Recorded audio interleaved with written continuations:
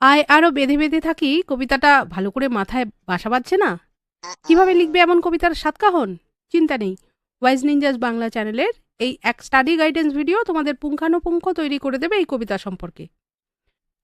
আজকের ভিডিওতে আমরা পড়ব আয় আরো বেঁধে বেঁধে থাকি কবিতার বিস্তারিত আলোচনা, কবি পরিচিতি, উৎস, বিষয়বস্তু, এমসিকিউ, ভিএসএকিউ, এসএকিউ এবং রচনাধর্মী প্রশ্নোত্তর।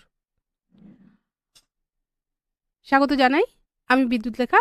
যারা চ্যানেল সাবস্ক্রাইব করে পাশে আছেন তাদের আমার আন্তরিক কৃতজ্ঞতা জানাই। যারা এই ভিডিওর মাধ্যমে প্রথম পরিচিত হচ্ছেন চ্যানেলের সঙ্গে, তাদের অনুরোধ করছি অবশ্যই সাবস্ক্রাইব করে বেল নোটিফিকেশন অন করে দেবেন, যাতে বুধ কিংবা শনিবার যখনই লাইভে আসি, মোটামুটি 7টা এরকম সময় আসি, অথবা লং বা শর্ট ভিডিও আপলোড করি, সব কিছু থেকেই পড়াশোনায় সহায়তা যাতে সবার আগে পেতে পারে ছাত্রছাত্রীরা। আর বেশি না বলে কবিতার আলোচনায় চলে যাই। প্রথমে বলছি কবি পরিচিতি নিয়ে। টেক্সটে কবি পরিচিতি যেটুকু দেওয়া আছে প্রথমে সেটুকু বলছি, তারপরে তথ্য যোগ দিয়ে দেব, মিলিয়ে মিশিয়ে লিখতে পারবে ছাত্রছাত্রীরা। কবি শঙ্খ ঘোষ, 1932 সালে তার জন্ম হয়েছিল। জন্ম অধুনা বাংলাদেশের বরিশালে। আধুনিক বাংলা সাহিত্যের একজন প্রধান কবি, প্রাবন্ধিক, অধ্যাপক। পড়াশোনা প্রেসিডেন্সি কলেজ ও কলকাতা বিশ্ববিদ্যালয়। প্রথম কাব্যগ্রন্থ দিনগুলি রাতগুলি। নিহিত পাতাল ছায়া, বাবরের প্রার্থনা, পাঁজরের দ্বারের শব্দ, জলই পাষাণ হয়ে আছে, মুখ ঢেকে যায় বিজ্ঞাপনে, মূর্খ বড়, সামাজিক নয়, ধুম লেগেছে হৃদকমলে, গোটা দেশ জোড়া যৌঘর, প্রতি প্রশ্নে কেঁপে ওঠে ভিটে, হাসি খুশি মুখে সর্বনাশা ইত্যাদি। আবার ছোটদের জন্য লিখেছেন ছোট্ট একটা স্কুল, অল্প বয়স কল্প বয়স, সকালবেলার আলো, সুপুরি বনের শাড়ি, শহর পথের ধুলো ইত্যাদি। কুন্তক ছদ্মনামে লিখেছেন শব্দ নিয়ে খেলা ও কথা নিয়ে খেলা। এই তথ্যটা খেয়াল রাখতে হবে, প্রশ্ন হতে পারে। কুন্তক ছদ্মনামে কি কি গ্রন্থ তিনি রচনা করেছিলেন? প্রবন্ধের বই হিসাবে কালের মাত্রা ও রবীন্দ্র নাটক, ছন্দময় জীবন, ভিন্ন রুচির অধিকার, এই শহরের রাখাল, ঐতিহ্যের বিস্তার, এ আমির আবরণ, ছন্দের বারান্দা ইত্যাদি উল্লেখযোগ্য। কবির প্রাপ্ত নানা পুরস্কারের মধ্যে বিশেষ উল্লেখযোগ্য সাহিত্য অকাদেমি পুরস্কার, রবীন্দ্র পুরস্কার, কবির সম্মান, সরস্বতী সম্মান এবং পদ্মভূষণ। তথ্যযোগ যেটা দেওয়া হয়েছে, জন্ম 5ই ফেব্রুয়ারি 1932, মৃত্যু 21শে এপ্রিল 2021। প্রকৃত নাম চিত্তপ্রিয় ঘোষ। আগের দিনে লাইভ ক্লাসে বিশদে আলোচনা করেছি কবি সম্পর্কে। অবশ্যই যারা লাইভটা দেখেননি, এসএসসি পরীক্ষার্থী যারা, আপনারা দেখবেন, প্রচুর তথ্য সেখানে আছে আপনাদের জন্য, আজকেও থাকবে। তো কবির যে পিতৃমাতৃ প্রদত্ত নাম, বাবা মায়ের দেওয়া নাম হচ্ছে চিত্তপ্রিয় ঘোষ। তার ছদ্মনাম হচ্ছে কুন্তক, আরেকটি ছদ্মনামেও তিনি লিখতেন, সে নামটি হচ্ছে শুভময়। কুন্তক টেক্সটে আছে, সুতরাং সেটা নিয়ে বেশি প্রশ্ন হওয়ার সম্ভাবনা। শঙ্খ ঘোষ ছিলেন একজন বিশিষ্ট ভারতীয় বাঙালি কবি ও সাহিত্যিক, সমালোচক, রবীন্দ্র বিশেষজ্ঞ ও শক্তিমান সাহিত্যিক। তিনি কাব্য সাহিত্যে রবীন্দ্রনাথ ও জীবনানন্দ দাশের উত্তরসূরি ছিলেন। তার প্রকৃত নাম চিত্তপ্রিয় ঘোষ, মাতা অমলাবালা। পিতা সুশিক্ষক, বাংলা ভাষার সম্মানিত বিশেষজ্ঞ মনীন্দ্র কুমার ঘোষ। তিনিও শিক্ষকতা করেছেন সারা জীবন। যাদবপুর, দিল্লি ও বিশ্বভারতী বিশ্ববিদ্যালয়ে বাংলা সাহিত্যের অধ্যাপনা করেছেন। বাবরের প্রার্থনা কাব্যগ্রন্থটির জন্য তিনি একাডেমি পুরস্কার লাভ করেন। 1989 সালে ধুম লেগেছে হৃদকমলে কাব্যগ্রন্থের জন্য রবীন্দ্র পুরস্কার পান। 2016 খ্রিস্টাব্দে বটপাকুড়ের ফেনা গদ্যগ্রন্থটির জন্য লাভ করেন ভারতের সর্বোচ্চ সাহিত্য সম্মান জ্ঞানপীঠ পুরস্কার। এবার উৎস সম্পর্কে জেনে নিই। কবিতার উৎস। আয় আরও বেঁধে বেঁধে থাকি কবিতাটি কবি শঙ্খ ঘোষের। জলই পাষাণ হয়ে আছে কাব্যগ্রন্থ থেকে নেওয়া হয়েছে। এবার বিষয়বস্তু। কবিতার বিষয়বস্তু: আধুনিক যুগের সমাজমনস্ক ও সময় সচেতন কবি শঙ্খ ঘোষ তাঁর আয় আরও বেঁধে বেঁধে থাকি কবিতায় মানব সভ্যতার গভীর সংকট ও মানুষের অসহায় অবস্থাকে তীব্রভাবে তুলে ধরেছেন। কবির দৃষ্টিভঙ্গি দেশ কাল সীমা ছাড়িয়ে বিশ্বজনীন হয়ে উঠেছে। সাম্রাজ্যবাদী শক্তির আগ্রাসনে, যুদ্ধ, সন্ত্রাস ও হানাহানিতে বিপর্যস্ত সাধারণ মানুষের প্রতি কবির এই কবিতা এক মানবিক আহ্বান।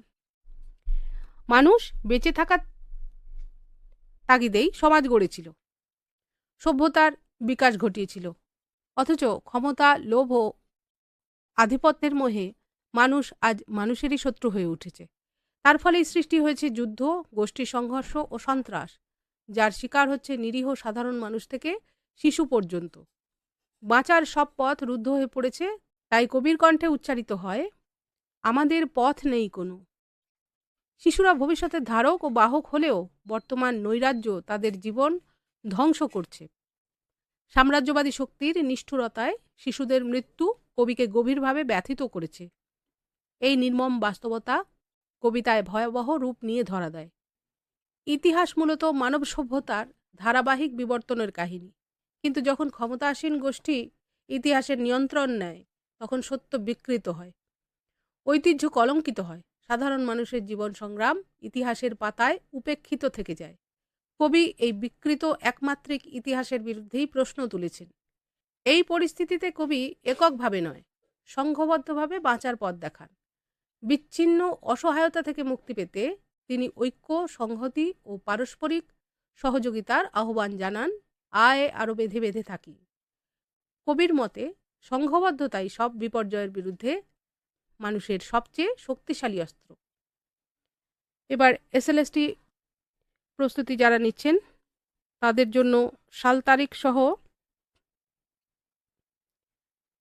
কবি শঙ্খ ঘোষের লেখা যে গ্রন্থ সেগুলো স্ক্রিন টেক্সটে দেওয়া হচ্ছে, আপনারা দেখে নেবেন।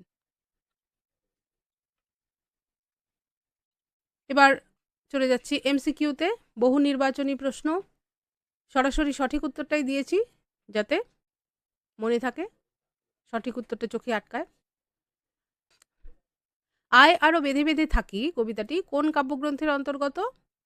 জলই পাষাণ হয়ে আছে, কবি শঙ্খ ঘোষের এই কাব্যগ্রন্থ থেকে কবিতাটি নেওয়া হয়েছে। আয় আরও বেঁধে বেঁধে থাকি কবিতাটির কবি হলেন শঙ্খ ঘোষ। কবি শঙ্খ ঘোষের প্রথম প্রকাশিত কাব্যগ্রন্থের নাম কি? দিনগুলি রাতগুলি। কবি শঙ্খ ঘোষের একটি প্রবন্ধ গ্রন্থের নাম কালের মাত্রা ও রবীন্দ্রনাথ। এবার কবিতা থেকে উদ্ধৃতি দিয়ে প্রশ্ন, এমসিকিউ। ছড়ানো রয়েছে কাছে দূরে। কি ছড়ানো রয়েছে? আমাদের শিশুদের সব। আমাদের পথ নেই কোনো। আমাদের, তারপর শূন্যস্থান, গেছে উড়ে, শূন্যস্থান পূরণ করো, শূন্যস্থানে বসবে ঘর, আমাদের ঘর গেছে উড়ে। পায়ে পায়ে হিমানির বাঁধ। হিমানি শব্দের আক্ষরিক অর্থ কি? হিমানির শব্দের আক্ষরিক অর্থ হচ্ছে তুষার। ইংরেজিতে আমরা যেটা বলি স্নো। স্নো আর আইস, হিমানি এবং বরফের মধ্যে তেমনই পার্থক্য। আমাদের বাঁয়ে রয়েছে গিরিখাত। আমাদের বাঁয়ে রয়েছে কি? গিরিখাত। আমাদের শিশুদের সব ছড়ানো রয়েছে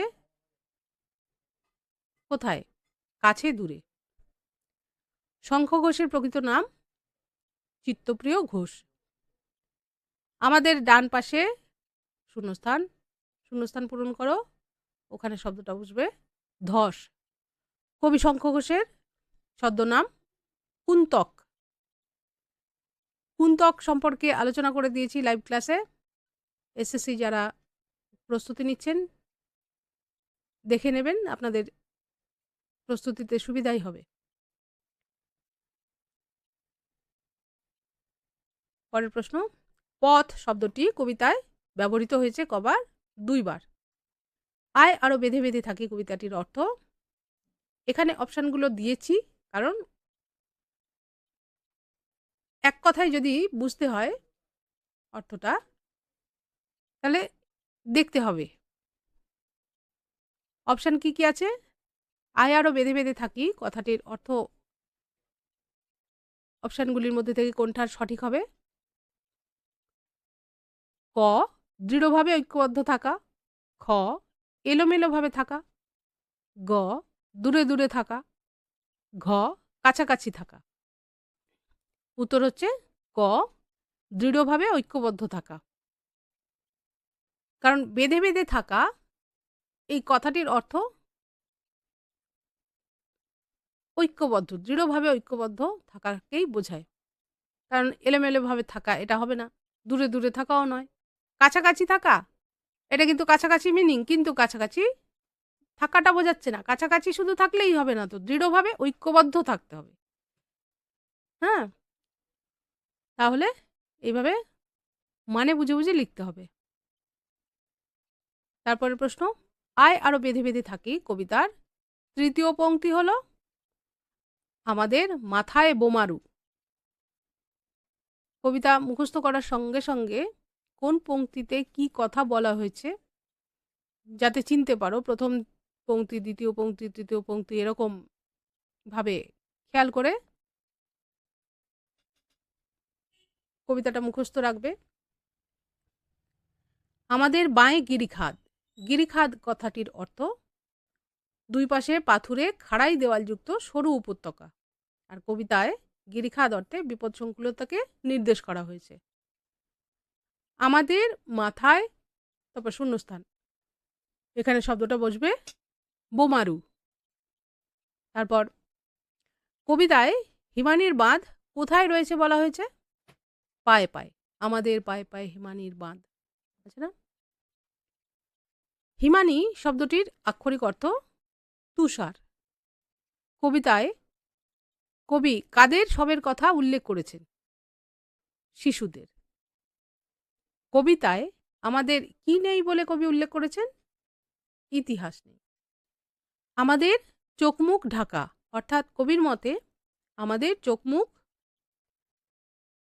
মিথ্যা ইতিহাসের দ্বারা মুখোশাবৃত। অপশান যদি নানাভাবে থাকে, তার মধ্যে মূল কথাটাই এটাই, আমাদের চোখ মুখ ঢাকা কিভাবে পড়ল? অপশক্তির যে মিথ্যা ইতিহাস, সেই মিথ্যা ইতিহাস আমাদের চোখ মুখ ঢেকে রেখেছে। তাহলে মুখোশাবৃত ওইভাবে আর কি। ঠিক আছে, অপশান বুঝে উত্তর দিতে হবে। কবির মত অনুযায়ী কতটা সময় ধরে আমরা ভিখারি? 12 মাস। পংক্তি রয়েছে আমরা ভিখারি 12 মাস। বোমারু কি? বোমারু যুদ্ধে ব্যবহৃত বোমা নিক্ষেপকারী বিমান। এবার বোমারু আভিধানিক অর্থ এরকম যদি থাকে, যেমন নেশারু, নেশা করে যে নেশারু, মজা করে যে মজারু, তেমনি বোমা নিক্ষেপ করে যে, সেটা হচ্ছে বোমারু, বা বোমা নিক্ষেপ করে যা, সেটা হচ্ছে বোমারু। ঠিক আছে? তারপরে অথবা এমনই শূন্যস্থান, শূন্যস্থানে কি বসবে? ইতিহাস, অথবা এমনই ইতিহাস।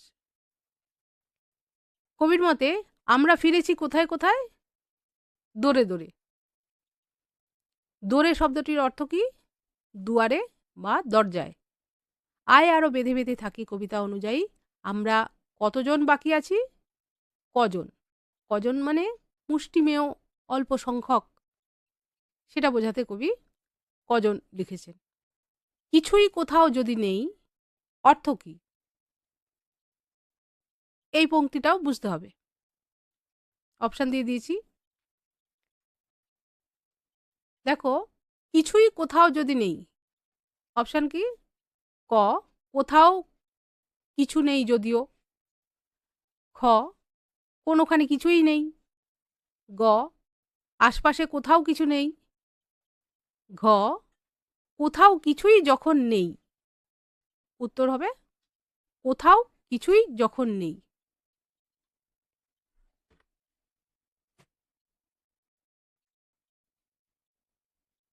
লাইভ ক্লাসে কবি শঙ্খ ঘোষের কবি মানস, তার যে রচনা রীতি, তার যে শৈলী, লেখার শৈলী, সেই শৈলী নিয়ে বেশ খানিকটা বলেছি। ওখানটা দেখে এলে বুঝতে পারবে এখানে যদি শব্দটা কিভাবে ব্যঞ্জনাময় অর্থ বহন করছে। এই যে 4টে অপশান রয়েছে, 4টে অপশানের মধ্যে একটা সঠিক, বাকিগুলো কিন্তু ধাঁধা লাগিয়ে দেবে, অথচ ওই অন্য অপশানগুলো সঠিক উত্তর নয়। তাহলে সঠিক উত্তর হচ্ছে কোথাও কিছুই যখন নেই। তারপরে প্রশ্ন, আয় আরো বেঁধে বেঁধে থাকি কবিতায় আমরা কারা? আমরা সব সাধারণ খেটে খাওয়া মানুষ। এবার অতি সংক্ষিপ্ত প্রশ্নোত্তরে চলে যাচ্ছি। 1 নম্বর করে থাকে, 20 শব্দ লিখতে হয়, কম বেশি 20 শব্দ। আমাদের বলতে কবি কাদের বুঝিয়েছেন? কবি শঙ্খ ঘোষ তার কবিতায় আমাদের বলতে দেশকালের সীমা অতিক্রম করে সাম্রাজ্যবাদী ও হানাদারি শত্রুর হাতে আক্রান্ত সাধারণ মানুষদের বুঝিয়েছেন। পরের প্রশ্ন, ডান পাশে ধস ও বাঁয়ে গিরিখাত বলতে আসলে কবি কি বুঝিয়েছেন? আয় আরো বেঁধে বেঁধে থাকি কবিতায় ডান পাশে ধস ও বাঁয়ে গিরিখাত বলতে কবি আসলে মানুষের পদে পদে বিপদ এবং পতনের আশঙ্কার কথা ব্যক্ত করেছেন। আমাদের ডান পাশে ধস, ধস শব্দটির আক্ষরিক অর্থ কি? ধস শব্দটির আক্ষরিক অর্থ খসে পড়া। পাঠ্য কবিতায় সাধারণ মানুষের চলার প্রতি পদে পদে বিপদের সম্ভাবনাকে ফুটিয়ে তুলতে শব্দটি ব্যবহৃত হয়েছে। আমাদের বাঁয়ে গিরিখাদ, গিরিখাদ শব্দটির আক্ষরিক অর্থ লেখো। গিরিখাদ হলো 2 পর্বতের মাঝে সৃষ্ট গভীর খাদ। পাহাড়ি পথের বিপদ সংকুলতায় ভরা প্রতিকূলতাকে বোঝাতে শব্দটি ব্যবহার হয়েছে। আমাদের মাথায় বোমারু বিমান বলতে কি বলা হয়েছে? যুদ্ধবাজ সাম্রাজ্যবাদী শক্তি যেমন বোমারু বিমান থেকে অতর্কিতে আক্রমণ চালায়, তেমনি আচমকা আক্রমণে মানুষের জীবন আজ বিপন্ন।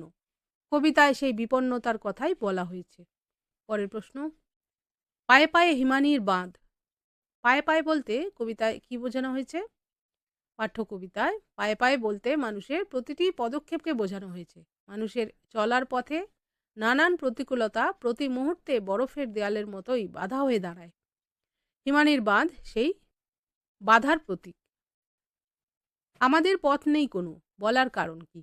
আয় আরো বেঁধে বেঁধে থাকি কবিতায় আমরা দেখি বর্তমান পৃথিবীর মানুষ বড় অসহায় ও নিরুপায়। প্রতিনিয়ত তার চলার পথের প্রতিকূলতা এবং দিশাহীনতাকে ফুটিয়ে তুলতেই কবি এমন মন্তব্য করেছেন। আয় আরো বেঁধে বেঁধে থাকি কবিতায় আমাদের ঘর উড়ে গেছে কথাটি কেন বলা হয়েছে?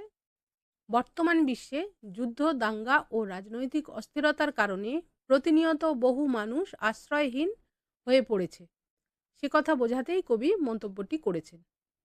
আমাদের শিশুদের সব ছড়ানো রয়েছে কাছে দূরে বলার অর্থ কি?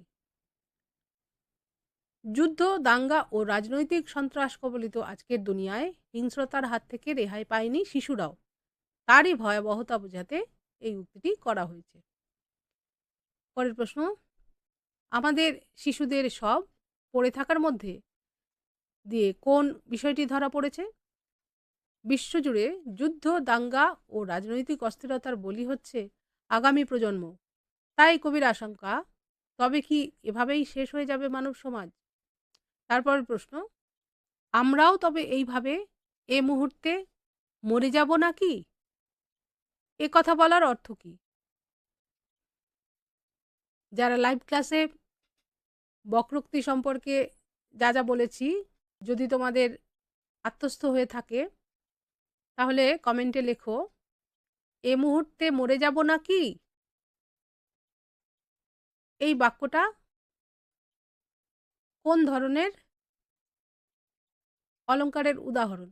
আচ্ছা, প্রশ্নটা আবার বলি। আমরাও তবে এইভাবে এ মুহূর্তে মরে যাব নাকি? এ কথা বলার অর্থ কী? চারিদিকে প্রতিকূলতা, হানাদারি শত্রুর আক্রমণে গৃহহারা মানুষ চোখের সামনে ভবিষ্যৎ প্রজন্মের মৃত্যু দেখে নিজের বেঁচে থাকাতেও সংশয় প্রকাশ করে ও আতঙ্কগ্রস্ত হয়ে পড়ে। আমরাও তবে এইভাবে এই মুহূর্তে মরে যাব নাকি? এ কথা বলার অর্থ কী? চারিদিকের প্রতিকূলতা, হানাদারি শত্রুর আক্রমণে গৃহহারা মানুষ চোখের সামনে ভবিষ্যৎ প্রজন্মের মৃত্যু দেখে নিজের বেঁচে থাকাতেও সংশয় প্রকাশ করে ও হতাশাগ্রস্ত হয়ে পড়ে। এমন পরিস্থিতি থেকেই সাধারণ মানুষের প্রতিভু কবির এই উক্তি। আয় আরো বেঁধে বেঁধে থাকি বলার কারণ কি? বিশ্বব্যাপী প্রতিকূলতার মাঝে চারিদিকে হতাশার ছবি স্পষ্ট হলেও কবির বিশ্বাস পারস্পরিক সাহচর্য ও ঐক্যের জোরেই সমস্ত কিছু জয় করা সম্ভব। তাই কবি একতা আর সংঘবদ্ধতার কথা বলেছেন। আমাদের ইতিহাস নেই, পরের প্রশ্ন, আমাদের ইতিহাস নেই এ কথা বলা হয়েছে কেন? এই কবিতায় কবি সাধারণ মানুষের প্রতিনিধি, আর সাধারণ মানুষ কোনোদিনই ইতিহাসে স্থান পায় না, তাদের ইতিহাস জনসমক্ষে প্রতিফলিত হয় না, তাই এমন উক্তি। তারপরে প্রশ্ন, আমাদের চোখমুখ ঢাকা, চোখমুখ ঢাকা থাকার কারণ কি? পৃথিবীর সমস্ত ইতিহাসই ক্ষমতাবানের ইতিহাস, দুর্বল বিপন্ন মানুষের ইতিহাস কখনোই সভ্যতার দর্পণে প্রতিফলিত হয় না। প্রকৃত সত্য জেনেও সাধারণ মানুষ অন্ধ, আসল অবস্থা বুঝেও তারা বোবা, তাই তাদের চোখ মুখ ঢাকা। তখন যে বলছিলাম মুখোশাবৃত কেন, বুঝতে পারলে? মিথ্যার ইতিহাসে মুখোশাবৃত, মিথ্যার ইতিহাস দিয়ে ঢাকা, এইভাবেই অপশানটা বেছে নিতে হবে। তারপরের প্রশ্ন, আমাদের ইতিহাস নেই এ কথা বলা হয়েছে কেন? এই কবিতায় কবি সাধারণ মানুষের প্রতিনিধি, আর সাধারণ মানুষ কোনোদিনই ইতিহাসে স্থান পায় না, তাদের ইতিহাস জনসমক্ষে প্রতিফলিত হয় না, তাই এমন উক্তি করা হয়েছে। আমরা ভিখারি 12 মাস বলার কারণ কি? সাম্রাজ্যবাদী শক্তির শোষণে নিপীড়িত হতভাগ্য জনগণ আজ আশ্রয় ও জীবিকা হারিয়ে চিরভিখারিতে পরিণত হয়েছে।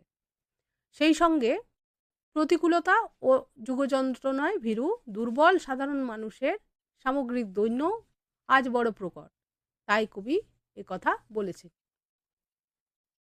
পৃথিবী, তারপর প্রশ্ন, পৃথিবী হয়তো বেঁচে আছে, পৃথিবী হয়তো মরে গেছে এ কথা বলার অন্তর্নিহিত কারণটি কি? পারিপার্শ্বিক প্রতিকূলতার মাঝে পীড়িত, ঘরহারা ও ইতিহাসে ঠাঁই না পাওয়া মানুষগুলির কাছে বেঁচে থাকার অর্থটাই হারিয়ে গেছে, তাই পৃথিবীর বেঁচে থাকা বা না থাকায় তাদের কিছু যায় আসে না। পরের প্রশ্ন, আমাদের কথা কে বা জানে বলার কারণ কি? এই ব্যক্তি সর্বস্ব বিচ্ছিন্নতার যুগে সাধারণ মানুষের সামান্য প্রয়োজনীয়তার কথায় যেন কেউ দৃকপাত করে না, সেই জন্যই কবি কথা বলেছেন। তবু তো কজন আছি বেঁচে এই কথা বলার কারণ লেখো। আয় আরো বেঁধে বেঁধে থাকি কবিতা অনুসারে এই রাজনৈতিক সামাজিক অবক্ষয়ের যুগেও কিছু মানুষ এখনো মানবতায় বিশ্বাস হারায়নি, সেই শুভবুদ্ধি সম্পন্ন মানুষগুলোকে নিয়েই কবি জোট বাঁধার কথা বলেছেন। আয় আরো হাতে হাত রেখে এই পংক্তিটির অন্তর্নিহিত অর্থ লেখো। সাম্রাজ্যবাদী শক্তির আস্ফালনে মানুষ আজ ঘর ছাড়া, পথ হারা, ইতিহাস বিকৃত, চিরভিখারিতে পরিণত। প্রত্যয়ী কবি এই ধ্বংসের মাঝেও বিবেকবান ও শুভবুদ্ধি সম্পন্ন মানুষকে সংঘবদ্ধ করার উদ্দেশ্যে প্রশ্নোদ্ধৃত উক্তিটি করেছেন। আমাদের পথ নেই আর, কবির এরকম বলার কারণ কি? আয় আরো বেঁধে বেঁধে থাকি কবিতায় কবির দৃষ্টিপাত আজকের পৃথিবীতে সাধারণ মানুষের অসহায়তার প্রতি। শাসকের আগ্রাসনে সাম্রাজ্যবাদ, মৌলবাদ, সমাজ এবং রাজনৈতিক অবক্ষয়ের ফলে তাদের বেঁচে থাকার অধিকারটুকুও এখন বিপন্ন। পরিস্থিতির এই প্রতিকূলতাকে কবি উদ্ধৃতাংশটির মাধ্যমে ফুটিয়ে তুলেছেন। আয় আরো বেঁধে বেঁধে থাকি কবিতা অনুসারে আমাদের ইতিহাসের পরিচয় দাও। পৃথিবীর সামগ্রিক ইতিহাসই আসলে ক্ষমতাবানদের ইতিহাস। অসহায় ও দুর্বল সাধারণ মানুষের কথা তাই তথাকথিত সভ্যতার আয়নায় ফুটে ওঠে না। তারা ইতিহাসহীন অথবা নিরুত্তর। আমাদের শিশুদের সব কোথায় ছড়ানো রয়েছে? আয় আরো বেঁধে বেঁধে থাকি কবিতা অনুসারে আমাদের শিশুদের সব কাছে ও দূরে ছড়ানো রয়েছে। অর্থাৎ আজকের সমগ্র পৃথিবী জুড়েই শিশুরা হিংসাশ্রয়ী যুদ্ধ আর সন্ত্রাসের বলি। আমাদের পথ নেই আর, তাহলে আমাদের করণীয় কি? এই সমাজ রাজনৈতিক পচন ও পতনের মাঝে সমস্ত শুভবুদ্ধি সম্পন্ন মানুষের সংঘবদ্ধতাই হলো মুক্তির একমাত্র পথ। VSQ হলো আগের দিনের লাইভ ক্লাসে আমি আয় আরো বেঁধে বেঁধে থাকি এই কবিতার যে বিস্তৃত আলোচনা, লাইন ধরে আলোচনা সেগুলো করে দিয়েছি। কবি সম্পর্কে বলেছি এবং কবির যে লিখন শৈলী যে অসাধারণ, তার শব্দ নিয়ে খেলা। কুন্তক নামটা তিনি কেন নিজের ছদ্মনাম হিসেবে নিয়েছিলেন, কেন এত পছন্দ হয়েছিল তার, এটা আমার ব্যক্তিগত নিরিখে বলা। শুনো, সেগুলো শুনবেন যারা SLST প্রস্তুতি নিচ্ছেন, আপনাদের কাজে লাগবে। 1.5 ঘন্টা ব্যাপী ক্লাস, অনেক কথাই বলা হয়েছে সেখানে, যেটা এই সোমবারের ভিডিওতে, প্রশ্নোত্তরের ভিডিওতে বলা যায় না, কারণ প্রশ্নোত্তরগুলোও তো দিতে হবে। ওখানেও বড় প্রশ্ন, রচনাধর্মীর প্রশ্ন নিয়েও আলোচনা হয়েছে, আজকেও আছে। লাইভ ক্লাসগুলো ভালো করে ফলো করবেন, সময় নিয়ে বসবেন যাতে আলোচনাটা গভীরভাবে অন্তঃকরণে পৌঁছায়। এরপর চলে যাচ্ছি SAQ প্রশ্নোত্তরে, যেটা 60 শব্দে, কম বেশি 60 শব্দে উত্তর দিতে হয়। আমাদের ঘর উড়ে যাওয়া বলতে কি বোঝানো হয়েছে? কবিতা অনুসরণ করে লেখো। অথবা আমাদের ঘর গেছে উড়ে উদ্ধৃতাংশটির তাৎপর্য ব্যাখ্যা করো। কবি শঙ্খ ঘোষের আয় আরো বেঁধে বেঁধে থাকি কবিতা থেকে উদ্ধৃতিটিতে আমরা দেখতে পাই আজকের এই অবক্ষয়ের যুগে সাধারণ মানুষকে নানা প্রতিকূলতার মধ্যে দিয়ে পথ চলতে হচ্ছে। চারিদিকে দাঙ্গা, যুদ্ধ আর ধ্বংসের তাণ্ডব মানুষকে গৃহহীন করেছে। হিংসায় উন্মত্ত যুদ্ধ বিধ্বস্ত এই পৃথিবীতে মানুষকে আশ্রয় নিতে হচ্ছে উদ্বাস্তুর শিবিরে। মানুষের এই আশ্রয়হীন, নিরাপত্তাহীনতার দিকটিকেই কবি ইঙ্গিত করেছেন। আমাদের পথ নেই কোনো। পথ বলতে কবি কি বুঝিয়েছেন? কবির এমন আশঙ্কার কারণ ব্যাখ্যা করো। আলোচ্য উদ্ধৃতিটি কবি শঙ্খ ঘোষের আয় আরো বেঁধে বেঁধে থাকি কবিতার অংশ।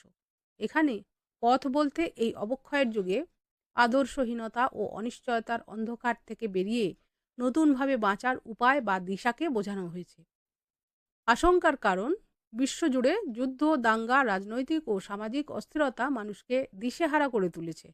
মানুষ আজ সন্ত্রাস আর বঞ্চনার শিকার। জীবন ধারণের জন্য প্রতি পদে প্রতিবন্ধকতা তার অস্তিত্বকে বিপন্ন করে তুলেছে।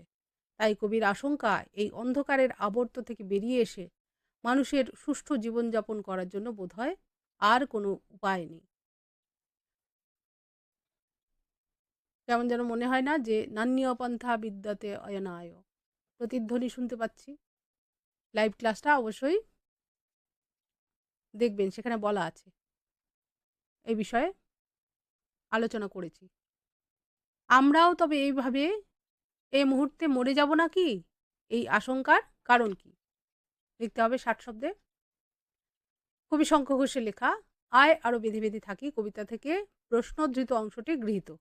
এখানে কবির এমন আশঙ্কার কারণটি অত্যন্ত হৃদয় বিদারক। যেখানে আমরা আমাদের শিশুদের অস্তিত্ব রক্ষায় অপারগ, যেখানে প্রাণঘাতী হানাহানির অনায়াস শিকার হচ্ছে আমাদের শিশুরা, সেখানে নিজেদের অস্তিত্বের প্রশ্নটিও অবান্তর ও অর্থহীন হয়ে ওঠে। কারণ কেবলমাত্র বাঁচার জন্য বেঁচে থাকা আমাদের কাম্য হতে পারে না।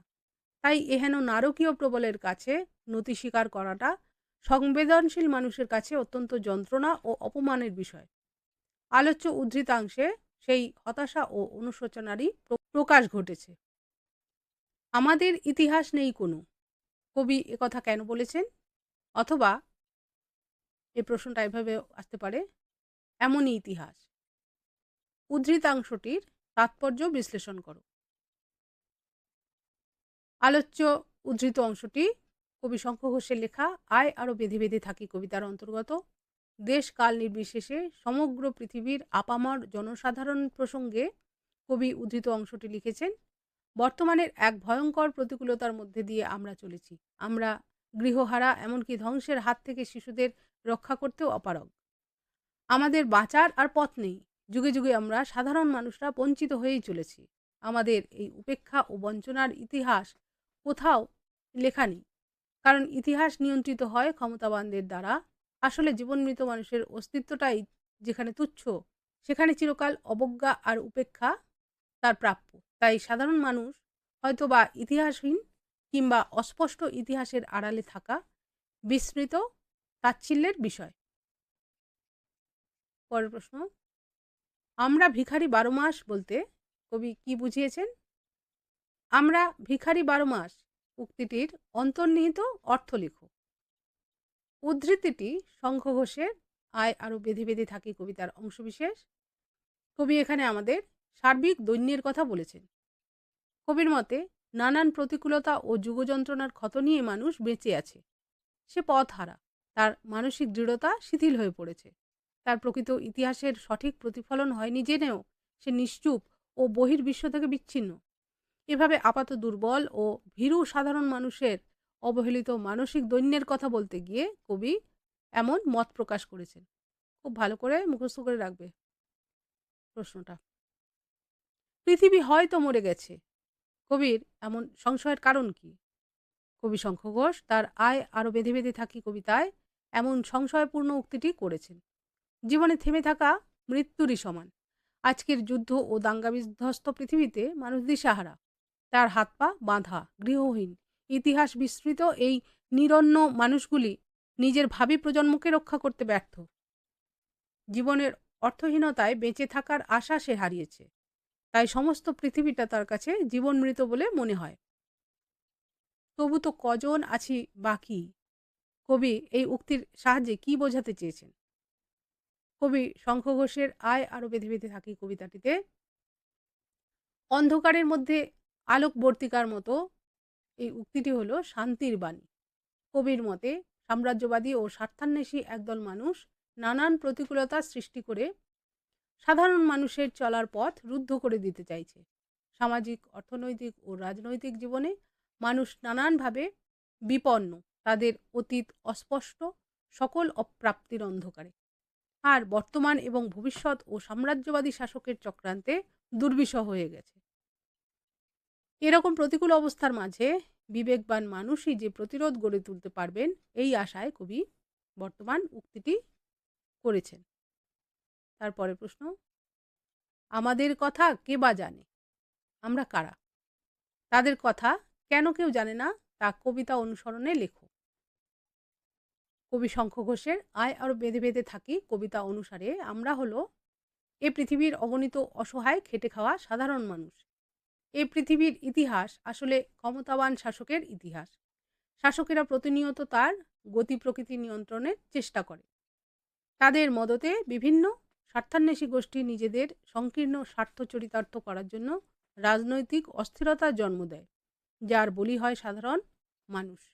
তাদের সুখ দুঃখ শান্তি স্বস্তির পরোয়া কেউ করে না। দুর্বল ও অসহায় মানুষদের কথা তাই কখনো সভ্যতার আয়নায় ধরা দেয় না। তাদের জন্য জোটে উপেক্ষা, অবহেলা ও বিস্মৃতি। কবি এই ঐতিহাসিক সত্যকেই তুলে ধরেছেন। এরপর চলে যাচ্ছি খুব বাছাই করা রচনাধর্মী প্রশ্নোত্তর।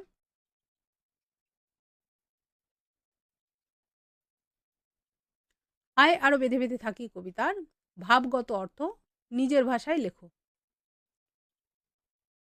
আয় আরো বেঁধে বেঁধে থাকি কবিতায় অস্থির সময়ে রাহুগ্রাসে বিপন্ন প্রাণীর টিকে থাকার কথা ব্যক্ত হয়েছে।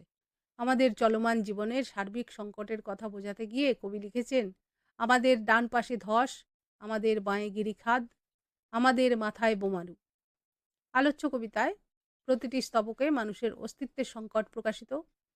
রাজনৈতিক আদর্শহীনতা, সাম্রাজ্যবাদ, ধর্মান্ধতার মতো অসুখ সামাজিক অস্থিরতার জন্ম দিয়েছে।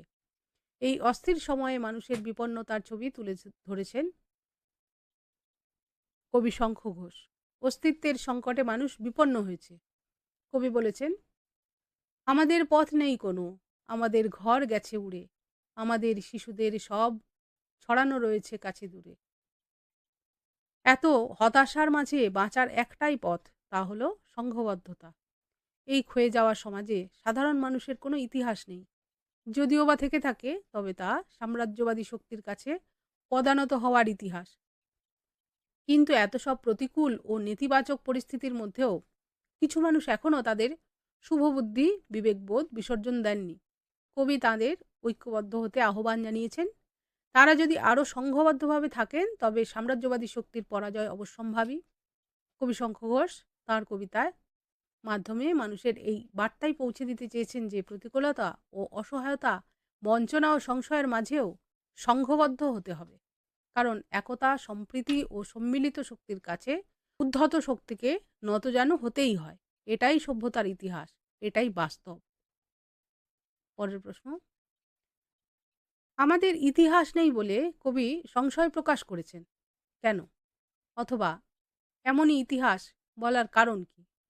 অথবা আমাদের ডান পাশে ধস, আমাদের বাঁয়ে গিরিখাদ। কবিতা অনুসরণে এই মন্তব্যের তাৎপর্য ব্যাখ্যা করো। উদ্ধৃত অংশটি কবি শঙ্খ ঘোষের আয় আরো বেঁধে বেঁধে থাকি কবিতার অংশবিশেষ। সাম্রাজ্যবাদী আগ্রাসন ও সাম্প্রদায়িকতার বিষ বাষ্পে আজকের পৃথিবী বিষাক্ত হয়ে উঠেছে। মানুষের অস্তিত্ব আজ বিপন্ন। এই সময়ে আমরা বিশেষ করে সাধারণ মানুষ এক ভয়ঙ্কর দুঃসময়ের মধ্যে দিয়ে চলেছি। আমাদের ডাইনে বাঁয়ে বিপদকে রেখে মাথার উপর হানাদারি শত্রুকে উপেক্ষা করে সামনের প্রতিকূল পথ ধরে এগিয়ে চলেছি। এছাড়া আমাদের সামনে আর কোনো পথ নেই। ভাবি প্রজন্মকে রক্ষা করতে আমরা ব্যর্থ। প্রতিক্ষণে হানাদারি মৃত্যুর ভয়ে আমরা ভীত। সাম্রাজ্যবাদী ও সুবিধাবাদী শক্তির কাছে আজ আমরা পর্যুদস্ত। কিন্তু আমাদের এই দুঃখের ইতিহাস অলিখিতভাবেই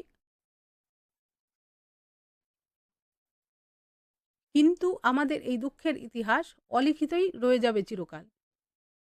চিরকাল তা আবদ্ধ থেকে যাবে, এটাই কবির আক্ষেপ। বিশ্বাসের ভিত যেখানে আলগা হয়ে যায়, সেখানেই সংশয়ের সৃষ্টি হয়।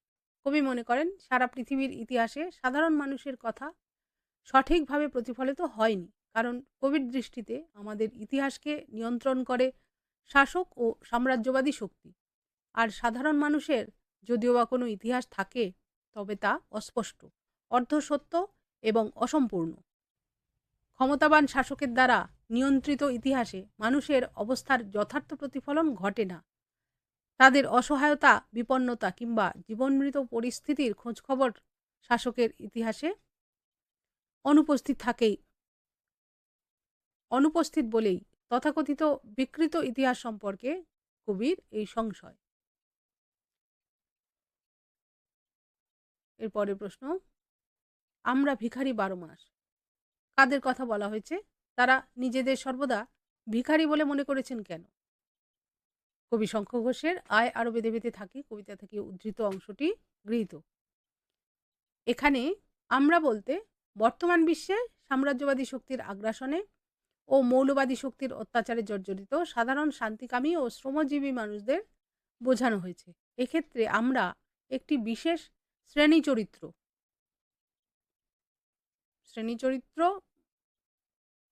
আর্থিক সক্ষমতার বিচারে যে স্তরগুলি বিবেচনা করা হয়, ধনী দরিদ্র মধ্যবিত্ত, তো তার মধ্যে এরা খেটে খাওয়া মানুষ, শ্রমজীবী শ্রেণীর, সেই জন্য বলা হচ্ছে একটি বিশেষ শ্রেণী চরিত্র, দেশ কাল ভেদে যারা সর্বদাই এক। সাধারণ খেটে খাওয়া এই মানুষগুলি সমাজের নিচের তলার মানুষ হিসাবে পরিচিত। এরা সভ্যতার ধারক ও বাহক, কিন্তু এরাই থাকে সবচেয়ে অন্ধকারে। সমাজের তথাকথিত উচ্চবিত্তের দয়া দাক্ষিণ্যের ওপর নির্ভর করে এদের মরা বাঁচা। শাসকের ক্ষমতার বদল হলেও এদের দীনতার বদল হয় না। সাধারণ এই মানুষগুলি সর্বদাই বঞ্চিত থাকে তাদের ন্যায্য পাওনা থেকে। আবার সাম্রাজ্যবাদী ও মৌলবাদী শক্তি যখন নিজেদের স্বার্থসিদ্ধির জন্য বিশ্বময় উন্মাদনা সৃষ্টি করে, তখন সবার আগে এরাই আশ্রয়চ্যুত হয়ে পড়ে। টান পড়ে এদের রুটি রুজিতে। এদের জীবনের ইতিহাস কোথাও লেখা হয় না, আর যদিও বা হয় তবে তা ক্ষমতাবান ও সাম্রাজ্যবাদীদের হাতে বিকৃত হয়ে পরিবেশিত হয়। অথচ এই সমস্ত মানুষরা শুধুমাত্র অর্থনৈতিক বিচারে ভিখারি নয়, এরা সামাজিক দিক দিয়েও দিন শাসকের অবজ্ঞা, উপেক্ষা ও অবহেলার পাত্র। তাই কবিও এই সাধারণ মানুষদের একজন মুখ হয়ে উঠে বলেছেন, আমরা ভিখারি 12 মাস। আজ তাহলে এই পর্যন্তই। আয় আরো বেঁধে বেঁধে থাকি কবিতা সম্পর্কে শনিবারের লাইভ ক্লাস আর আজকে মিলিয়ে সম্পূর্ণ প্রস্তুতি নেওয়া হয়ে গেল তোমাদের।